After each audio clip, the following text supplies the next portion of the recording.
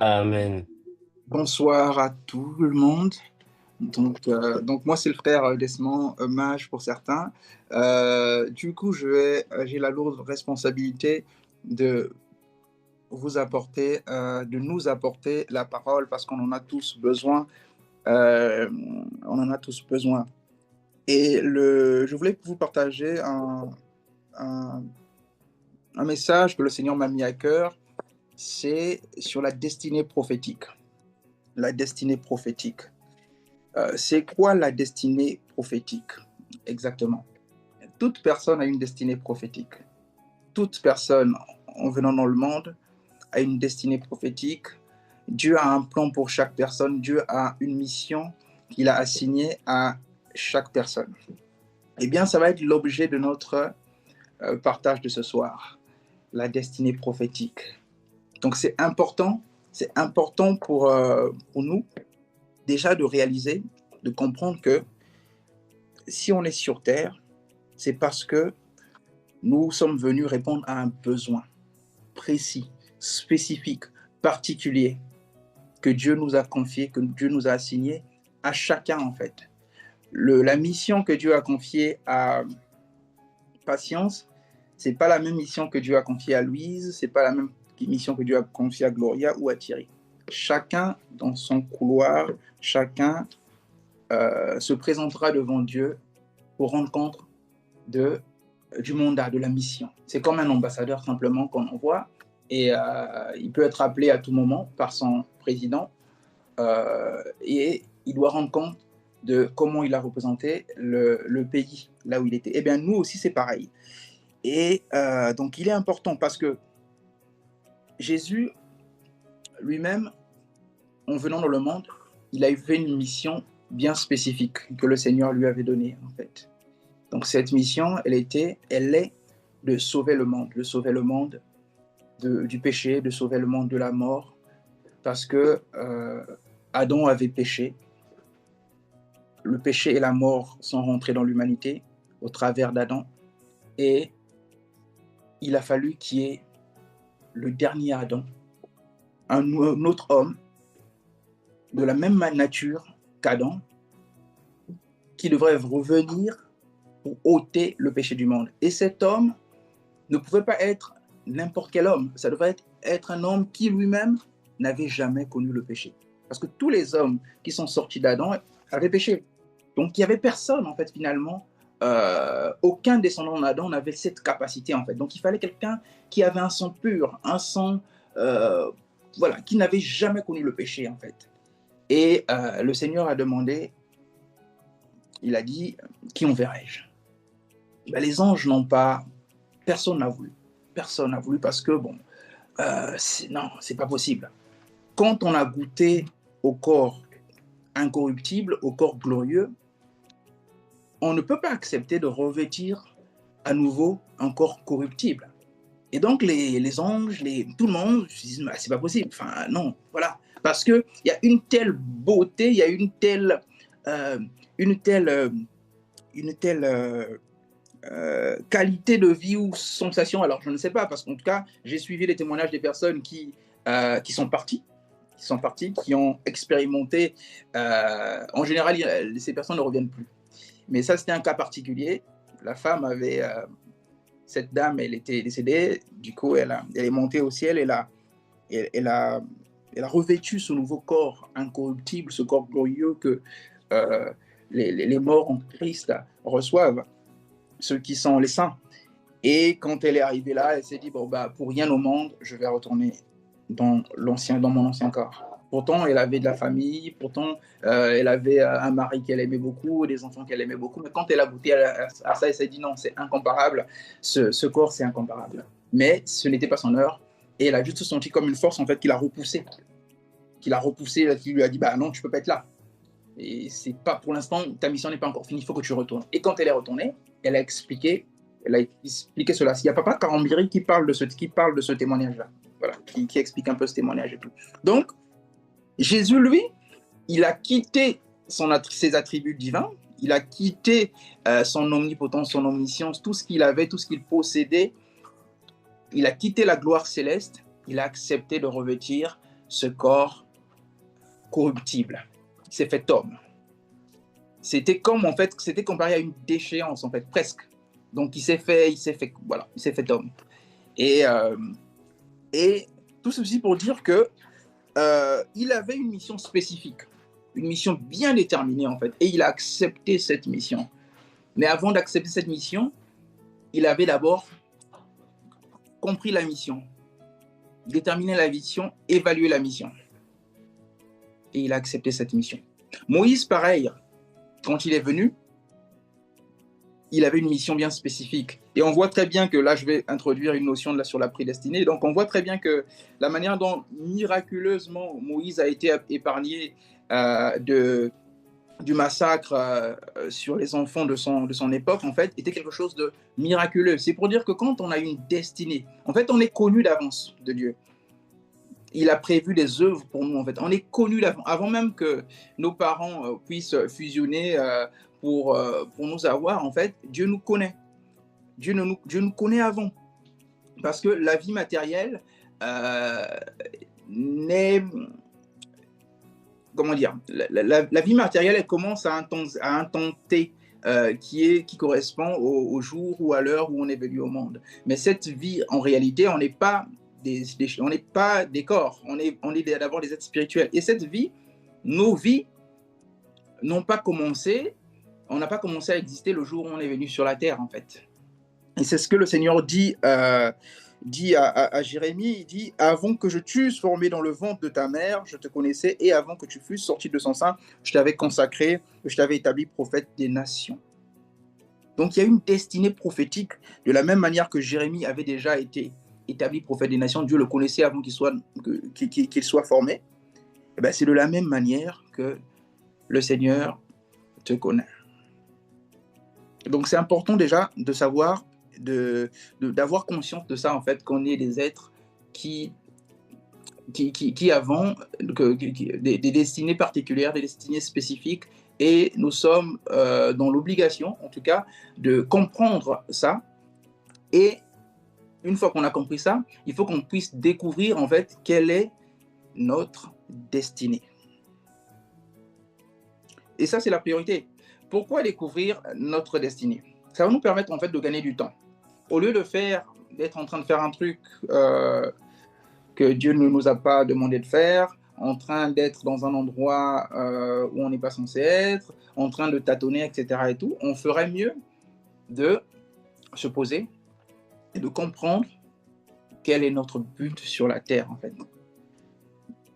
C'est de comprendre pourquoi on est là. Est-ce qu'on est là pour être médecin? Est-ce qu'on est là pour être pasteur? Eh bien, il y a même des pasteurs qui sont pasteurs alors qu'ils ne sont pas censés être pasteurs. Ils sont devenus pasteurs par la religion. Il y a des médecins, il y a des gens qui sont médecins alors qu'ils étaient censés être pasteurs. Il y a des gens, voilà, donc il y a plein de choses, en fait. Et pour cette personne-là qui est en train de faire le métier de pasteur, qui est dans un office de pasteur, alors que Dieu l'attend, par exemple, à être un enseignant simplement, et pas être dans le ministère, en fait. Quoique tous, on est appelé à être des bergers. Mais je parle vraiment quand je parle pasteur, je parle vraiment du ministère, en fait. Mais cette personne, quoi qu'elle est en train de faire des choses de Dieu, en fait, cette personne n'est pas en train d'accomplir sa destinée. Cette personne est en train de passer à côté de sa destinée. Il y a une histoire comme ça, je crois que de Kenneth Hagin. Kenneth Hagin, en fait, il avait commencé le ministère et tout, il était pasteur. Pasteur, tac, tac, tac, tac. Et pendant près de 15 ans, un jour, en fait, il va avoir, en fait, une visitation. Il va avoir une visitation, et puis finalement, le Seigneur va lui dire, en fait, tu es pasteur, mais en fait, je t'attends pas, c'est pas dans ça que je t'ai appelé, en fait. Il était pasteur dans le ministère, dans les 5 ministères. Et donc, il était pasteur. Et donc, du coup, il va dire, moi, je suis pasteur, je gagne des âmes, etc. et tout, voilà. Dieu va lui dire, non, mais je t'ai pas appelé à ça, je t'ai appelé à être docteur, et j'étais appelé à être docteur et prophète. Docteur et prophète. Ah. plutôt prophète et docteur, pardon. Je t'ai appelé à être prophète et docteur. À un moment, bon, il va quand même entendre ça, mais il va se dire, bon, ben, ok, je veux plus être pasteur et tout, je veux plutôt être un évangéliste qui va voyager parce que j'aime beaucoup ça. C'est bien, et puis après, au lieu de rester là dans mon église, je vais faire le tour du monde, en fait, je vais aller annoncer l'évangile et tout. C'est beau tout ça, c'est pour Dieu. Les âmes sont gagnées, gloire à Dieu. Le royaume avance, oui. Mais, encore une fois, Dieu ne l'avait pas appelé à faire ça. Donc après le pastorat, enfin après son office de pasteur, il est devenu évangéliste, il voyageait partout dans le monde. Puis après, le Seigneur lui le redit la même chose. Il dit, mais je pense que toi, tu n'es pas en train de comprendre, en fait. Et à ce moment-là, il va se dire, ok, bon, cette fois-ci, je vais comprendre, je vais être dans mon office de prophète et de docteur. Mais il n'avait pas fait attention à l'ordre que Dieu avait donné, en fait. Quand Dieu lui a parlé, Dieu lui a dit prophète et docteur, et non docteur et prophète. Et donc, il avait commencé à être plus dans l'enseignement, et il prophétisait de façon normale, comme tous on prophétise, c'est-à-dire tous on peut prophétiser sans forcément être dans l'office du prophète, en fait. Donc lui, il faisait ça. Donc c'était un enseignant à fond dans l'enseignement, dans la doctrine, etc. Et tout, voilà. Et il n'était pas beaucoup dans l'office du prophète. Et c'est à ce moment-là que Dieu va encore lui dire, pour une énième fois, de revenir à ce qu'il lui a réellement dit. Et ça, c'était presque à la fin de sa vie. Et la majeure partie de ses livres, en fait, il va les écrire à ce moment-là, en fait, finalement. Il va les écrire à ce moment-là et tout. Et on connaît aujourd'hui Kenneth Hagin, il a eu un ministère glorieux, un ministère vraiment puissant. Il a gagné des âmes. Aujourd'hui, on continue à parler de lui.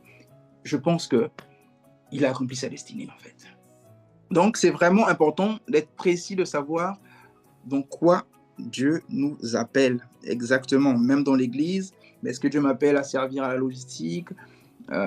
Voilà, tout ça c'est important en fait. Des fois on ne se rend pas compte, mais c'est trop capital en fait. Aujourd'hui, là où on est, on ne devrait plus servir n'importe où comme ça. Parce que bon, bah, c'est servir. Oui, effectivement, s'il y a un besoin, on doit servir dans la maison de Dieu, s'il y a un besoin. Voilà, mais on doit comprendre toujours que, ok, aujourd'hui si je sers ici parce qu'il y a un besoin, c'est transitoire. Mais en réalité, Dieu m'attend là. Et c'est là-bas où je dois faire le maximum, je dois donner le maximum en fait pour offrir à Dieu un service de qualité. Voilà. Et donc, découvrir sa mission, c'est la deuxième. Après avoir compris que finalement, on a tous une destinée prophétique, il faut découvrir cette destinée prophétique. Et comment faire pour découvrir notre destinée prophétique? Comment faire pour découvrir notre destinée prophétique? Eh bien, la première chose à faire, c'est d'écouter la voix prophétique, la voix de Dieu, en fait. D'écouter la voix de Dieu, de lire la parole de Dieu. Et c'est dans la parole de Dieu, c'est au contact de la parole de Dieu, d'abord, qu'on découvre réellement sa destinée prophétique. C'est pas en écoutant à gauche et à droite, entre guillemets, des prophéties. Voilà, c'est pas en écoutant les prophéties. Pourquoi je vais expliquer pourquoi c'est pas en écoutant les prophéties, etc. et tout. Quoique les prophéties, je ne dis pas que c'est pas une bonne chose, mais le moyen que Dieu a mis, que Dieu a donné aux hommes pour connaître leur destinée, c'est d'abord au contact de la parole de Dieu. Et je vais le démontrer. Jésus lui-même, il savait ce à quoi il était appelé. Parce qu'il lui est arrivé à plusieurs reprises de dire, par exemple, que il faut afin que les Écritures puissent s'accomplir, etc. Et tout, il est écrit, machin, voilà. Donc Jésus était tout le temps, en fait, en train de citer les prophètes de l'Ancien Testament. Il a cité Isaïe, il a cité plein de choses, etc. Et tout, et il savait que les Écritures devaient s'accomplir sur tel aspect de sa vie. Notamment, je crois que c'est dans Luc, un moment il va dire, c'est dans Luc 18. Voilà, c'est dans Luc 18, etc. et tout, quand il est prêt à mourir et tout, voilà. il va le dire, il faut que s'accomplisse ce que les prophètes ont écrit. Il faut que s'accomplisse ce que les prophètes ont écrit. J'insiste vraiment sur écrit. Il faut que s'accomplisse ce que les prophètes ont écrit. Donc, Jésus était au contact permanent de la parole de Dieu. Jésus méditait la parole de Dieu. Il méditait les enseignements des prophètes. Lui, Jésus, il le faisait. Eh bien, Paul aussi, pareil. Paul le faisait. On voit dans Galates 1, verset 15, il est écrit « Mais lorsqu'il plut à celui qui m'avait mis à part dès le sein de ma mère et qui m'a appelé par sa grâce de révéler en moi son Fils. » Galates 1,16. Galates 1,16. Galates 1,16. Est-ce que quelqu'un peut partager Galates? Tu peux lire Galates 1,16, s'il vous plaît. Galates 1,15 plutôt.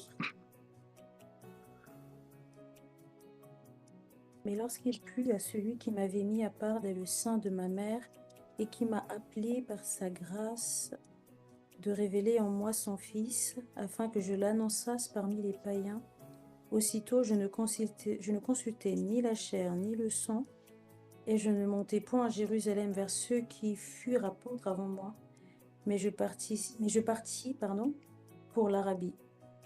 Puis je revins encore à Damas, etc. Voilà. Donc l'apôtre Paul dit en fait qu'il ne consultait ni la chair ni le sang. Donc pour dire qu'en fait quand il a compris, lorsqu'il a trouvé bon de révéler son Fils en moi afin que j'annonçasse parmi les non-juifs, je n'ai consulté personne.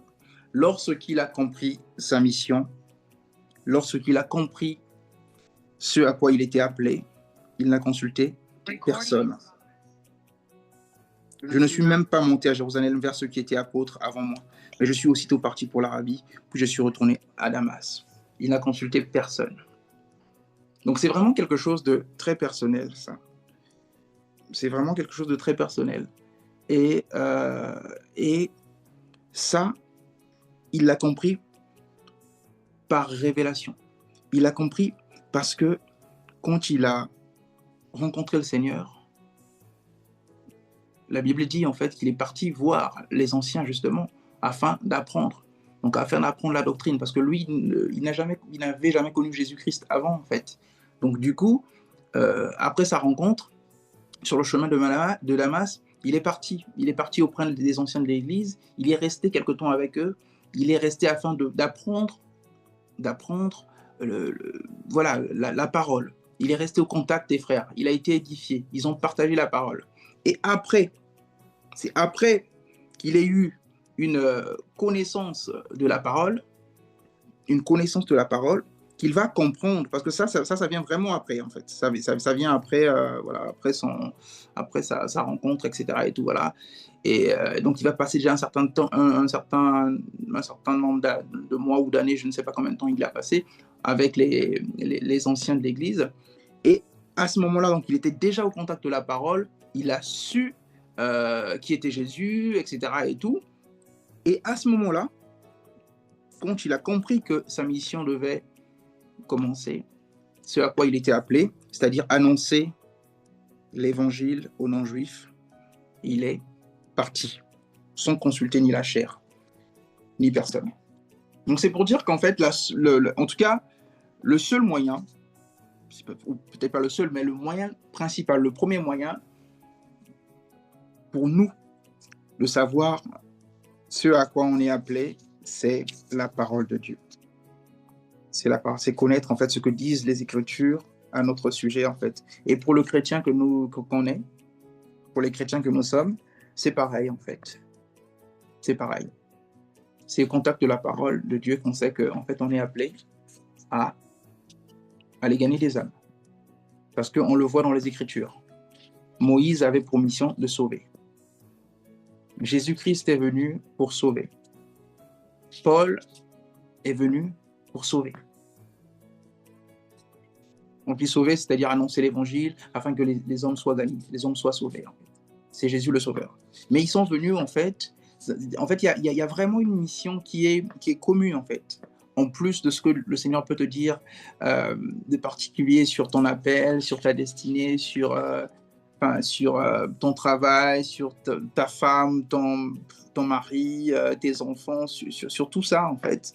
Il y a un dénominateur commun à tous ceux qui ont marché avec Dieu et à tous ceux qui ont accompli leur destinée prophétique, c'est le fait de gagner les âmes. Donc oui, Paul connaissait les Écritures. Jésus-Christ connaissait les Écritures. Même Moïse connaissait les Écritures. Alors, Moïse, il avait certainement entendu parler. Il avait certainement entendu parler de l'histoire de son peuple. C'était peut-être pas des écritures, on va dire, au sens littéral aujourd'hui, où on a un livre, etc., et tout, machin, voilà, parce que vous le savez très bien que c'est Moïse, en fait, qui a écrit le Pentateuque. Donc, voilà. Il y avait une sorte de tradition orale. Il va savoir que, il va connaître l'histoire de son peuple, en fait, finalement. Voilà, il saura que, en fait, on est ici, en fait, on est en déportation, quelque part. On est des Israélites, etc. et tout, voilà. Donc, il va avoir la conscience de ce qu'il est, en fait, et un moment, il va avoir sa rencontre où le Seigneur va lui dire clairement ce à quoi il est appelé, en fait. Et en général, quand le Seigneur nous dit ce à quoi on est appelé, en tout cas, souvent, on se sent incapable. On se sent incapable parce que quand le Seigneur nous appelle, c'est humain, donc quelque chose, souvent, c'est humainement impossible. On se dit, mais comment ferais-je? Comment ferais-je? Ai-je les ressources nécessaires? Ai-je ce qu'il faut? Et quand on sait que c'est le Seigneur qui nous appelle, en fait, il nous donne une conviction et on comprend très vite que, en fait, c'est sur lui, en fait, qu'il faut se reposer pour pouvoir réussir la mission. Ce n'est pas sur nous, en fait. Et c'est ce qui est arrivé à Moïse. Moïse avait peur, alors qu'il avait même grandi dans la maison de Pharaon, mais il avait peur de parler à Pharaon parce que, en fait, c'était le poids de la mission, en fait. C'était même pas en fait la personne de Pharaon en soi, en fait. C'était vraiment le poids de la mission. Quand il mesure, il se dit, mais moi, oui, c'est moi qui vais faire cela, en fait. Et c'est pour dire que quand on découvre notre mission, une fois qu'on l'a découvert, il faut s'appuyer sur Dieu pour l'accomplir. Il ne faut pas s'appuyer sur nos propres forces pour l'accomplir. Parce que seul, on ne va pas y arriver. C'est des missions tellement grandes, c'est des missions... Enfin, Dieu ne nous donne pas quelque chose qui est au-delà de nos forces, en fait. Il nous connaît tellement. Il ne nous donne pas quelque chose qui est au-delà de nous. Et Dieu, parce qu'il est en nous. La capacité est en nous. La capacité, c'est le Saint-Esprit. Donc, en fait, il ne va pas nous donner un truc que lui... Enfin, il sait pertinemment que toi, ce truc-là, tu vas pas y arriver. Dieu ne tente personne. Donc, s'il nous donne quelque chose, s'il dépose dans notre cœur un fardeau, c'est que, assurément, il sait que nous avons la capacité, en nous appuyant sur lui, de réussir cette mission, en fait. Donc, on a vu, en fait, l'importance de... on a d'abord vu que tout homme a une destinée prophétique. Tout homme qui vient sur la terre, il y a une destinée prophétique. Et nous avons vu qu'il y a une sorte de prédestination, en fait, dans cette destinée, en fait, une sorte de prédestination. Et quel que soit ce que tu vas rencontrer comme obstacle dans la vie, parce que tu es prédestiné, Dieu va faire en sorte que tu sortes toujours victorieux de cette situation. Et c'était le cas aussi de Moïse, c'était le cas de Jésus. Voilà, c'est le cas de plusieurs personnes, en fait, quand elles se sont retrouvées dans des situations compliquées où elles auraient pu perdre leur vie parce que le Seigneur leur avait confié une mission et que ces personnes étaient prédestinées. Ces personnes ne pouvaient pas, en fait, mourir. Impossible.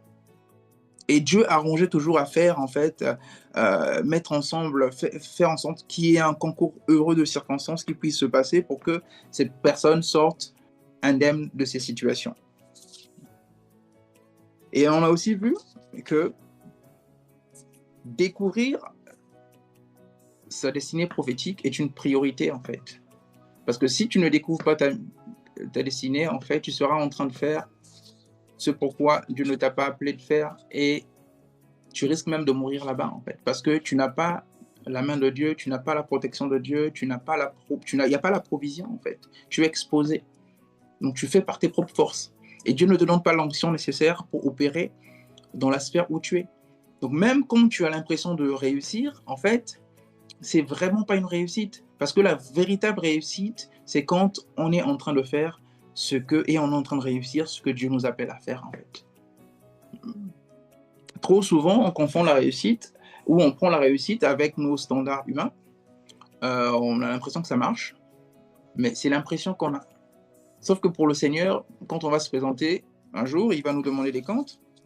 Ben, il nous dira, ben, écoutez, moi, tu as été un bon boulanger, c'est très bien, tu as nourri la foule avec des pains, mais je n'ai pas pris plaisir. Tu as fait plaisir aux gars de ton quartier, tu as oublié que j'étais le centre, comment dire, la priorité des priorités. La personne que tu devais d'abord en priorité faire plaisir, c'était moi, mais moi, j'ai pas pris plaisir. Ton voisin, il a pris plaisir, il a mangé la baguette chaude tous les matins.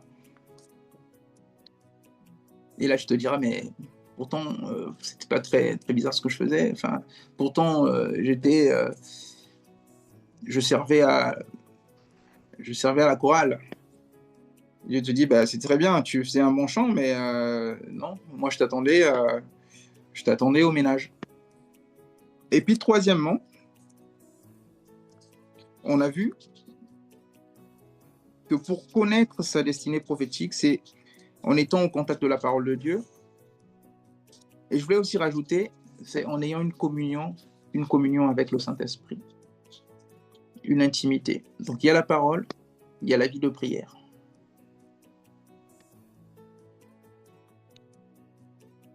Il y a la parole, il y a la vie de prière. Voilà. C'est comme ça que Dieu va commencer, parce que même quand tu vas être au contact de la parole va t'emmener forcément, et ça marche en fait ensemble. Voilà, parole et prière, en fait. Tu ne peux pas prier sans la parole. Tu ne peux pas prier sans la parole. Impossible de prier sans la parole. En tout cas, ce ne sera pas les prières, ça ne sera pas les prières de la foi, ça ne sera pas les prières qui seront exaucées, ça ne sera pas les prières, parce que Dieu, en fait, ne veille pas sur ta prière sur la prière pour l'exécuter, en fait. Dieu, en fait, il exécute sa parole. Et c'est la prière qui est faite conformément à la parole qui obtient l'exaucement de Dieu. C'est sa parole, en fait. Il veille sur sa parole pour l'accomplir. Pas sur la prière. Mais la prière de la foi, c'est cette prière qui a une efficacité, parce que cette prière, justement, elle est soutenue par la parole. Et donc, il est important de conjuguer méditation de la parole et relation avec le Saint-Esprit au travers de la prière. Pour connaître, et pour entrer, en fait, pleinement dans sa destinée prophétique. Eh bien, quels sont les bénéfices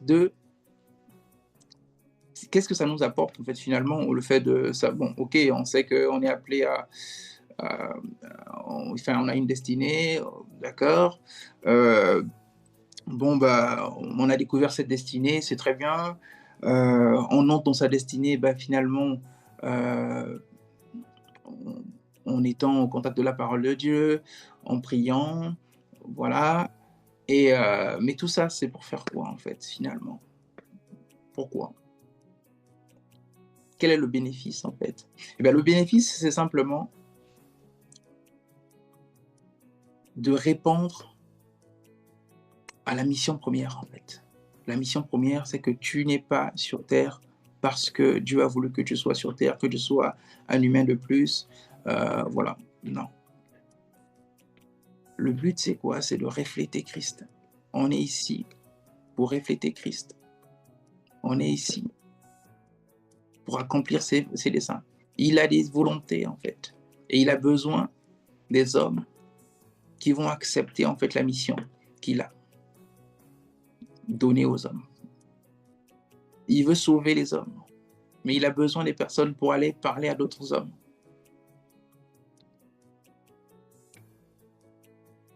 Et les bénéfices, c'est quand tu connais ta destinée et que tu n'es pas en train de faire autre chose que ta destinée, bah, tu es vraiment en train de participer à l'écriture de l'histoire du royaume des cieux. Tu es en train de participer à l'expansion du royaume des cieux, en fait. Tu es en train de continuer à rédiger les actes des apôtres, enfin, on va dire, voilà. Toi aussi, en fait, tu participes à cette belle histoire. C'est ça les bénéfices. Et quand tu es pleinement dans ton appel, en fait, tu as toutes sortes de bénédictions. Tu es vraiment en train de faire la volonté de Dieu, tu fais plaisir à Dieu, et rien ne peut t'arriver quand tu es dans ton appel. Même quand tu auras les tribulations, quand tu auras les secousses, parce que tu es en train de faire ta mission, Dieu va te protéger jusqu'à la fin de ta mission. Eh bien, le jour où ta mission terminera, tu retourneras au Père en ayant le sentiment d'avoir fait ce pourquoi il t'avait envoyé, en fait. Et là, tu pourras dire, en fait, que tu as combattu le bon combat. Tu as combattu le bon combat. Tu as achevé la course. Tu pourras le dire. Tu pourras le dire. Et il pourra être fier de toi.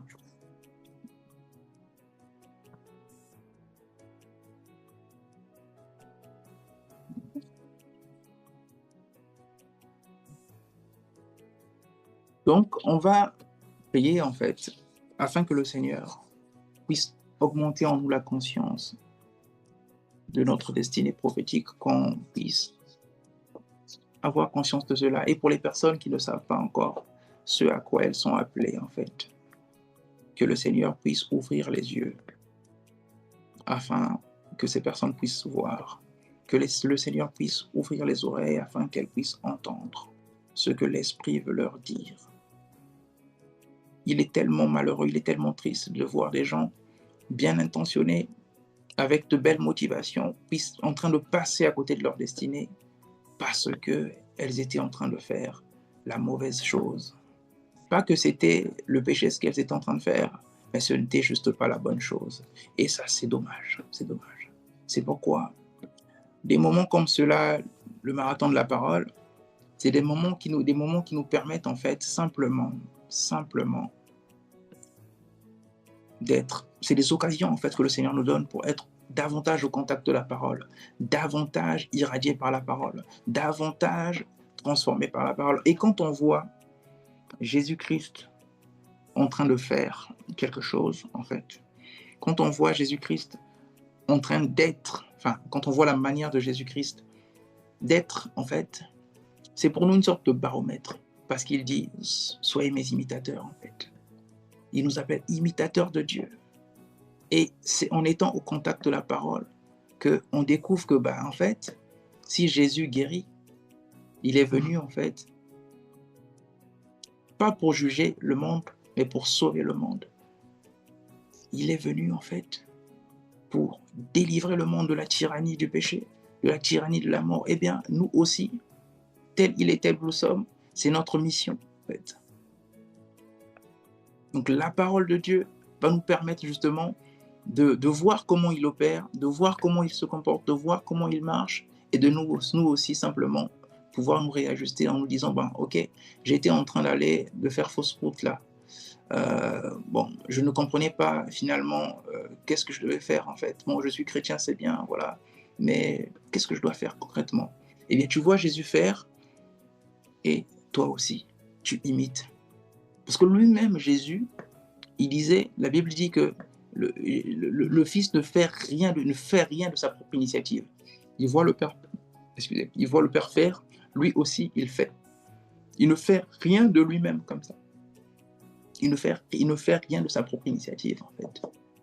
Et nous aussi on doit être ses imitateurs. Mais pour être ses véritables imitateurs, on doit connaître ce qu'il est,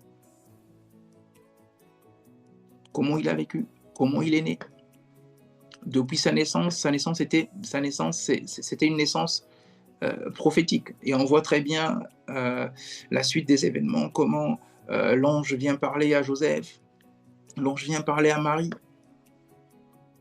Naissance prophétique, destinée prophétique. On n'est pas le fruit.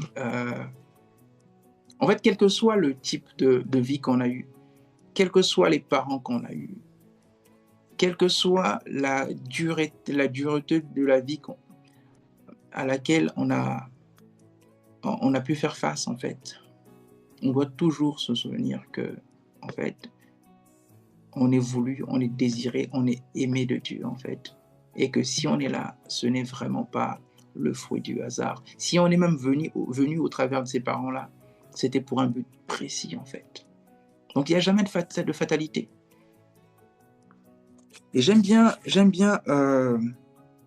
ce verset qui dit « Nous savons du reste que toute chose concourt au bien de ceux qui aiment Dieu, de ceux qui sont appelés selon son dessein. Car ceux qu'il a connus d'avance, il les a aussi prédestinés à être semblables à l'image de son Fils, afin que son Fils fût le premier-né entre plusieurs frères. Et ceux qu'il a prédestinés, il les a aussi appelés. Et ceux qu'il a appelés, il les a justifiés. Et ceux qu'il a justifiés, il les a glorifiés, en fait. » Donc, en fait, quand je lis ce verset, je me rends compte que quand on est dans le couloir de sa destinée, on est en train de faire la volonté de Dieu, en fait, la fin de l'histoire, l'apothéose, ça sera la gloire. La gloire. Être uni à Christ. Être uni à Christ. Ça sera la gloire, en fait. Donc voilà le bénéfice. Le bénéfice, c'est en faisant ce que Dieu m'appelle à faire, plus exactement, avec précision. Et il faut discerner ça. Et même si tu ne discernes pas ça, je viens te dire que le point commun de toutes les personnes qui sont en train d'accomplir leur destinée prophétique, c'est les gagneurs d'âme. Donc commence, si il y a des choses, il y a des aspects que tu ne sais pas, demande à Dieu, prie, il va t'éclairer. Et en attendant, commence dès aujourd'hui, à parler de Jésus, à être un gagneur d'âme, dans ton boulot, dans ta famille. Et je suis sûr que dans ta famille, il y a plein de personnes qui ne connaissent pas Dieu. Dans ton travail, parmi tes amis, tes voisins, sois un gagneur d'âme. Ceux qui ne gagnent pas les âmes n'accomplissent pas leur destinée prophétique. En vérité. Si tu n'as jamais gagné, même si tu es, semble-t-il, ou peut-être que c'est vrai, dans ton appel, peut-être je sais pas, de médecin, d'avocat, de musicien, de sportif, de pasteur et tout, et que tu ne gagnes pas des âmes, tu n'es pas du tout en train d'accomplir ta destinée, en fait. Tu es en train de passer à côté de la plaque. Donc, en tout cas, le message aujourd'hui, c'est vraiment de réveiller quelqu'un, d'interpeller quelqu'un en lui disant, en fait, fais le check de est-ce que tu connais ta destinée, en fait. Tu connais ce à quoi je t'appelle. Si tu ne connais pas, cherche à savoir. Et si tu sais, sois pleinement à fond dedans. Sois pleinement à fond dedans. Et être à fond dedans, n'oublie pas l'un des trucs les plus importants, ou peut-être le plus important, c'est gagner les âmes. Gagner les âmes.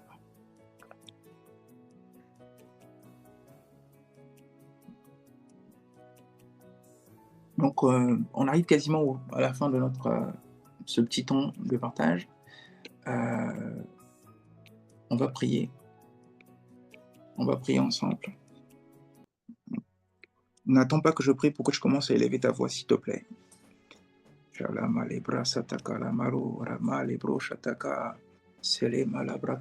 C'est une question personnelle entre toi et ton Dieu.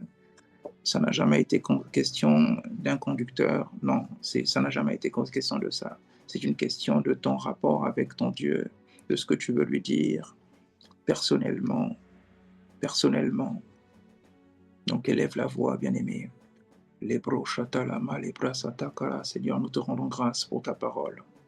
Nous te rendons grâce au Dieu Tout-Puissant pour le message, Seigneur, que tu as donné, Seigneur Père. Les brosataka, nous te rendons grâce pour les mentalités qui vont être transformées, qui ont été changées, Seigneur, transformées, Seigneur, au Dieu Tout-Puissant. Nous te rendons grâce, Père, pour tout ce que tu fais au milieu de nous, Seigneur. Assurément, Seigneur, cette parole a béni une personne, au Dieu Tout-Puissant. Et toute personne, Seigneur, qui sera assoiffée, qui aura dit, Seigneur, Amen à cette parole, qui aura cru, Seigneur, à cette parole, Seigneur, au Dieu Tout-Puissant. Je prie que tu ne la laisses pas telle qu'elle est, Seigneur. Non, s'il te plaît, Seigneur. Toute personne, Seigneur, qui a soif, Seigneur, et qui vient à toi, Seigneur Père, tu lui donnes, Seigneur, de l'eau, tu la désaltères, Seigneur. Tu la désaltères, Seigneur. Tu assèches, Seigneur. Tu lui donnes de l'eau, Seigneur. Tu la désaltères, Seigneur. Et tu enlèves la sécheresse de sa gorge, Seigneur. Tu abreuves, Seigneur. Tu abreuves. Alors viens abreuver. Viens irriguer les vies, Seigneur. Viens irriguer les destinées, Seigneur. Nous te demandons pardon, Seigneur, pour toutes les fois où nous n'avons pas été à notre place, où nous n'avons pas fait ce que tu nous as demandé de faire, où nous étions à côté de la plaque, Seigneur. Nous nous répentons, Seigneur, au Dieu Tout-Puissant, Père, ô juste juge. Nous t'invoquons, Seigneur, et compassion, Seigneur, au Dieu Tout-Puissant. Nous croyons que tes oreilles ne sont pas dures pour entendre, ni ta main trop courte pour sauver. Père, étends ta main, viens au secours de nos misères, viens au secours de nos faiblesses, viens au secours de nos incapacités, de nos manquements, Seigneur. Oh, et compassion, Seigneur. Fais-nous racheter le temps, Seigneur. Une personne qui n'était pas en train d'accomplir sa destinée. Accorde-lui la grâce, Père, dès ce soir, d'être pleinement en train d'accomplir sa destinée prophétique, Seigneur. Oh Dieu Tout-Puissant, accorde-lui la grâce, Seigneur. Et accorde la grâce à une personne, Seigneur, qui était en train, Seigneur, d'être ailleurs que là où tu l'attends, Seigneur. Oh Dieu Tout-Puissant, Père. Parce que, Seigneur, Élie a obéi quand tu lui as dit, va près du torrent de Kérit, en face du Jourdain, j'enverrai là-bas un oiseau qui te nourrira, Seigneur. Ah, il était en train d'accomplir sa destinée, le prophète Élie, il était en train d'accomplir sa destinée, et malgré la sécheresse dans ce pays, Seigneur, pour lui, tu as trouvé quelque chose afin que ton serviteur, Seigneur, ne manque de rien, Seigneur Père. Alors que je suis en train de prier, Seigneur, oh Dieu Tout-Puissant, si une personne, Seigneur, ici, Seigneur, à qui manque quelque chose, oh Dieu Tout-Puissant, alors que cette personne te sert fidèlement, que cette personne te sert tous les jours, Seigneur, que cette personne, Seigneur, a le désir, Seigneur, a le désir, la soif, Seigneur, la soif, la volonté, Seigneur, ah, Seigneur, de te faire plaisir et d'accomplir toutes tes volontés, d'être au cœur et au centre même de ta volonté, Seigneur Père, soit pour elle, pour cette personne, Seigneur, sa source, oh Dieu Tout-Puissant, soit pour cette personne, sa provision, Seigneur, soit pour cette personne, oh Dieu Tout-Puissant, oh, son pourvoyeur, Seigneur, soit pour cette personne, Seigneur, son gardien, Seigneur, son protecteur, son bouclier, Seigneur, son juste juge, son héros qui sauve, Seigneur, oh Dieu Tout-Puissant, nous te prions, Seigneur, nous te prions, Seigneur, nous te prions, Seigneur, afin que tu ne nous laisses pas là où nous sommes, Seigneur. Ramène-nous, Seigneur, sur les sentiers de ta volonté, Seigneur. Oh Dieu Tout-Puissant, même en rampant, nous te prions, même en rampant, Seigneur, même en rampant, Seigneur, ah, même si nous avons des couraides, Seigneur, convainc-nous par ton esprit, oh, ne nous laisse pas mourir, s'il te plaît, ne nous laisse pas là où nous sommes, s'il te plaît, ne nous laisse pas là où nous sommes, Seigneur, ne nous laisse pas là où nous sommes, catapulte-nous, Seigneur, oh Dieu Tout-Puissant, catapulte-nous, Seigneur, introduis-nous sur le couloir de notre destinée, afin que nous puissions racheter le temps, Seigneur, et puis nous puissions courir droit vers, Seigneur, à l'accomplissement de notre destinée, Seigneur, afin d'obtenir, Seigneur, oh Dieu Tout-Puissant, tout ce que tu as promis, Seigneur, toutes tes promesses, Seigneur, oh, nous croyons tes promesses, Seigneur, nous croyons que tu es le Dieu d'amour, Seigneur, nous croyons, Seigneur Père, que de même que Jésus-Christ n'est pas venu par hasard, il est venu accomplir une destinée prophétique. Sa naissance, Seigneur, était, Seigneur, une naissance prophétique, Seigneur. Il est venu, Seigneur, afin que tu montres au monde comment tu as tant aimé le monde, Seigneur. Il est venu au monde, Seigneur, afin de prouver au monde ton amour infini, Seigneur. Il a accompli cette destinée prophétique brillamment, Seigneur. Accorde-nous la grâce aussi, Seigneur, de faire comme lui, d'être dans la dimension de tel il est et de tel nous sommes, Seigneur. Accorde-nous la grâce. Accorde-nous la grâce, nous aussi, Seigneur, d'accomplir notre destinée prophétique, Seigneur. Notre destinée prophétique, Seigneur. Oh Dieu Tout-Puissant, aide-nous, aide-nous, aide-nous, Seigneur. Aide-nous, Seigneur. Aide-nous, Seigneur. Ne nous laisse pas là où nous sommes. Ah non, non, non, ne nous laisse pas. Nous sommes insatisfaits. Nous sommes insatisfaits, Seigneur. Nous sommes insatisfaits, Seigneur. Insatisfaits de cette dimension. Insatisfaits de la dimension de banalité, de futilité, Seigneur, insatisfait de la dimension ordinaire, parce que nous ne sommes pas en train de faire ce que tu veux que nous puissions faire, Seigneur. Oh Dieu Tout-Puissant, juste, aide-nous, Seigneur, aide-nous à être comme David, Seigneur, au cœur, au centre de ta volonté. Comme David, Seigneur, aide-nous à accomplir toutes tes volontés, Seigneur. Aide-nous à être totalement au service de ta volonté, Seigneur. Et ta volonté, ô Dieu Tout-Puissant, c'est que nous puissions être des gagneurs d'âme, des faiseurs de disciples, des dépeupleurs de l'enfer, Seigneur. Nous te rendons grâce de ce que tu relâches sur quelqu'un, Seigneur, à partir de ce soir, Seigneur. Que tu relâches, Seigneur, une grâce particulière, Seigneur, dans le gain des âmes, une grâce particulière, Seigneur, dans le fait de gagner des âmes, Seigneur. Oh Dieu Tout-Puissant, introduis quelqu'un, Seigneur, dans son appel. Introduis quelqu'un, Seigneur, pour une personne qui ne savait pas à quoi elle était appelée, Seigneur, dès ce soir, Seigneur. Ouvre son intelligence dès ce soir, Seigneur. Oh Dieu, te révèle les destinées, Seigneur. Révèle les destinées, Seigneur. Et viens dans le nom de Jésus-Christ à écarter, Seigneur, fermer les portes qui ne sont pas celles que toi tu as ouvertes, Seigneur. Viens fermer les portes, Seigneur, que le diable a ouvertes, les pièges, Seigneur. Nous détruisons tous les pièges de l'ennemi contre les destinées, Seigneur. Nous détruisons, Seigneur, les fausses promesses de l'ennemi, Seigneur. Nous détruisons, Seigneur, les séductions du diable, Seigneur. Nous détruisons, Seigneur, toutes les œuvres du diable. Le Fils de l'homme a apparu pour détruire les œuvres du diable. Alors, Père, tu détruis les mauvais plans, tu détruis les plans foireux, tu détruis les faux types, tu détruis les fausses relations, Seigneur. Des relations qui n'en mènent nulle part, Seigneur. Des relations que tu n'as pas agréées, Seigneur. Tu les détruis dès ce soir au nom de Jésus-Christ. Tu détruis, Seigneur, les fausses connexions, Seigneur. Tu exposes les faux frères, tu exposes les fausses sœurs dès ce soir, Seigneur, au nom de Jésus. Toutes les personnes qui ne sont pas comme étant des moteurs, des propulseurs de destinée, Seigneur, écarte-les, Seigneur. Écarte-les, Seigneur. Toutes les personnes qui sont des envoyés déguisés du diable afin de ralentir, afin d'égarer, Seigneur, tes enfants, Seigneur. Ces personnes, ô Dieu Tout-Puissant, tu les chasses, tu les dégages, Seigneur. Tout ce que le Père n'a pas planté dans la vie de tes enfants, Seigneur, maintenant est déraciné au nom de Jésus-Christ. Tout ce que, Seigneur, tout ce qui n'est pas la volonté de Dieu, à la réalité du ciel, ce qui n'existe pas au ciel, Seigneur, ne puisse pas exister dans la vie de tes enfants, au nom de Jésus. Et ce qui existe au ciel, Seigneur, puisse exister, Seigneur, dans la vie de tes enfants. Que ton règne, Seigneur, s'établisse, Seigneur, sur leur vie, afin, Seigneur, sur nos vies, Seigneur, afin, ô Dieu Tout-Puissant, que nous puissions marcher conformément à ta volonté, Seigneur, et faire ton plaisir. Nous te rendons gloire, nous te rendons grâce, Seigneur, pour tout ce que tu fais. Nous te rendons grâce, ô Dieu Tout-Puissant, pour le ministère du Saint-Esprit, Seigneur, qui agit en nous. Nous te rendons grâce, pour le ministère des anges, Seigneur. Nous te rendons grâce pour le marathon de la parole. Nous te rendons grâce pour ta conduite, pour ta présence, Seigneur. À toi la puissance, l'honneur et la gloire au siècle des siècles. Au nom de Jésus. Amen. Vivre comme Jésus toute ma